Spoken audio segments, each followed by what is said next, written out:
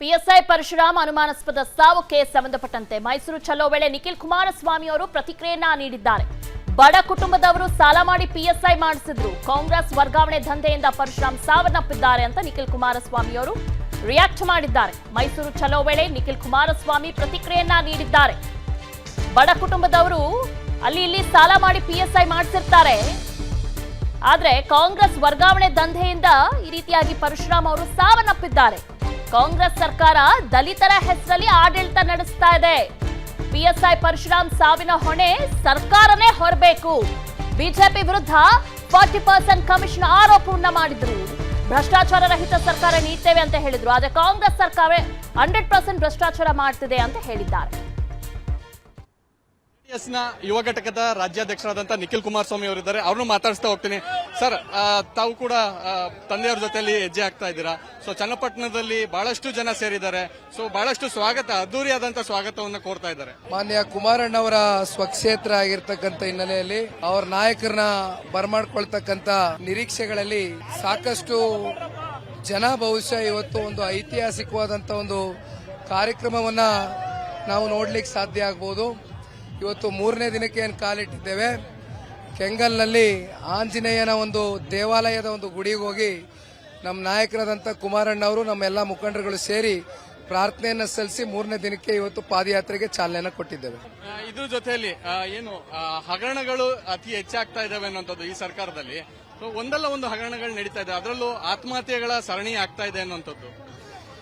ಇತ್ತೀಚೆಗಷ್ಟೇ ಬೆಳಕಿಗೆ ಬಂದಿರತಕ್ಕಂಥ ಪರಶುರಾಮ್ ಅವರು ಏನು ಒಬ್ರು PSI ಆಗಿ ಒಬ್ಬ ಬಡ ಕುಟುಂಬದಿಂದ ಬಂದು ತಂದೆ ತಾಯಿ ಕೂಲಿ ಕಾರ್ಮಿಕರಾಗಿ ಅವರ ಮಗನ ಒಂದು ವಿದ್ಯಾಭ್ಯಾಸಕ್ಕೆ ಸಾಕಷ್ಟು ಸಾಲ ಸೋಲ ಮಾಡಿ ಕಷ್ಟಪಟ್ಟು ಅವ್ರನ್ನ ಓದಿಸಿ ಈ ಮಟ್ಟಕ್ಕೆ ತಗೊಂಡು ಬಂದಂತ ಒಂದು ಬಡ ಕುಟುಂಬಕ್ಕೆ, ದಲಿತ ಕುಟುಂಬಕ್ಕೆ ಇವತ್ತೇನು ಈ ಕಾಂಗ್ರೆಸ್ನ ಸರ್ಕಾರ ದಲಿತರ ಹೆಸರಲ್ಲಿ, ಹಿಂದುಳಿದ ಜನಾಂಗದ ಹೆಸರಲ್ಲಿ ಇವತ್ತು ಆಡಳಿತವನ್ನು ಮಾಡ್ತಾ ಇದ್ದಾರೆ.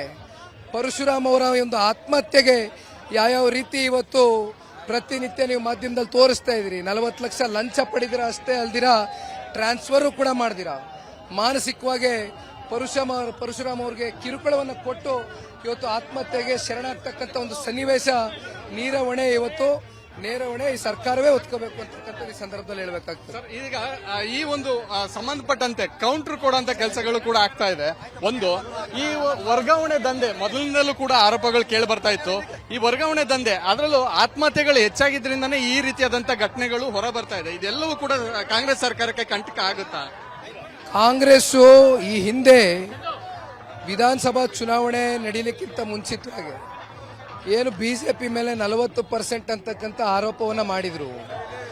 ಭ್ರಷ್ಟಾಚಾರ ರಹಿತ ಸರ್ಕಾರವನ್ನ ನೀಡ್ತೇವೆ ಅಂತಕ್ಕಂಥ ವಿಶ್ವಾಸವನ್ನ ಮೂಡಿಸಿ ಹಿಂದುಳಿದಂತಕ್ಕಂಥವ್ರಿಗೆ ಪ್ಲಸ್ ಅಹಿಂದ ವರ್ಗಕ್ಕೆ ಇವತ್ತೇನೋ ಒಂದು ಆತ್ಮವಿಶ್ವಾಸ ಕೊಟ್ಟಿದ್ರಲ್ಲ, ಸಂಪೂರ್ಣವಾಗಿ ರಾಜ್ಯದ ಜನತೆಗೆ ಭ್ರಷ್ಟಾಚಾರ ಹೋಗಲಾಡಿಸ್ತೇವೆ ಅಂತ, ತೊಲಗಿಸ್ತೇವೆ ಅಂತ. ಆದ್ರೆ ಇವತ್ತು 100% ಭ್ರಷ್ಟಾಚಾರವನ್ನ ಇವತ್ತು ಈ ರಾಜ್ಯದಲ್ಲಿ ಸ್ಥಾಪನೆ ಮಾಡಿರ್ತಕ್ಕಂಥದ್ದೇ ಕಾಂಗ್ರೆಸ್. ಇದಿಷ್ಟು ಯುವ ಘಟಕದ ಅಧ್ಯಕ್ಷರಾದಂತಹ ನಿಖಿಲ್ ಕುಮಾರಸ್ವಾಮಿ ಅವರ ಮಾತು. ಕ್ಯಾಂಪರ್ಸನ್ ಸುತೀಶ್ ಜೊತೆ ಚಂದ್ರಶೇಖರ್, ವಿಸ್ತಾರ ನ್ಯೂಸ್, ಚನ್ನಪಟ್ಟಣ. ಪಿಎಸ್ಐ ಪರಶುರಾಮ್ ಅನುಮಾನಾಸ್ಪದ ಸಾವುಕ್ಕೆ ಸಂಬಂಧಪಟ್ಟಂತೆ ಮೈಸೂರು ಚಲೋ ವೇಳೆ ನಿಖಿಲ್ ಕುಮಾರಸ್ವಾಮಿ ಅವರು ಪ್ರತಿಕ್ರಿಯೆಯನ್ನ ನೀಡಿದ್ದಾರೆ. ಬಡ ಕುಟುಂಬದವರು ಸಾಲ ಮಾಡಿ ಪಿಎಸ್ಐ ಮಾಡಿಸಿದ್ರು. ಕಾಂಗ್ರೆಸ್ ವರ್ಗಾವಣೆ ದಂಧೆಯಿಂದ ಪರಶುರಾಮ್ ಸಾವನ್ನಪ್ಪಿದ್ದಾರೆ ಅಂತ ನಿಖಿಲ್ ಕುಮಾರಸ್ವಾಮಿ ಅವರು ರಿಯಾಕ್ಟ್ ಮಾಡಿದ್ದಾರೆ. ಮೈಸೂರು ಚಲೋ ವೇಳೆ ನಿಖಿಲ್ ಕುಮಾರಸ್ವಾಮಿ ಪ್ರತಿಕ್ರಿಯೆಯನ್ನ ನೀಡಿದ್ದಾರೆ.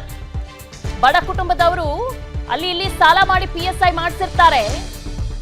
ಆದ್ರೆ ಕಾಂಗ್ರೆಸ್ ವರ್ಗಾವಣೆ ದಂಧೆಯಿಂದ ಈ ರೀತಿಯಾಗಿ ಪರಶುರಾಮ್ ಅವರು ಸಾವನ್ನಪ್ಪಿದ್ದಾರೆ. ಕಾಂಗ್ರೆಸ್ ಸರ್ಕಾರ ದಲಿತರ ಹೆಸರಲ್ಲಿ ಆಡಳಿತ ನಡೆಸ್ತಾ ಇದೆ. ಪಿಎಸ್ಐ ಪರಶುರಾಮ್ ಸಾವಿನ ಹೊಣೆ ಸರ್ಕಾರನೇ ಹೊರಬೇಕು. ಬಿಜೆಪಿ ವಿರುದ್ಧ 40% ಕಮಿಷನ್ ಆರೋಪವನ್ನ ಮಾಡಿದ್ರು.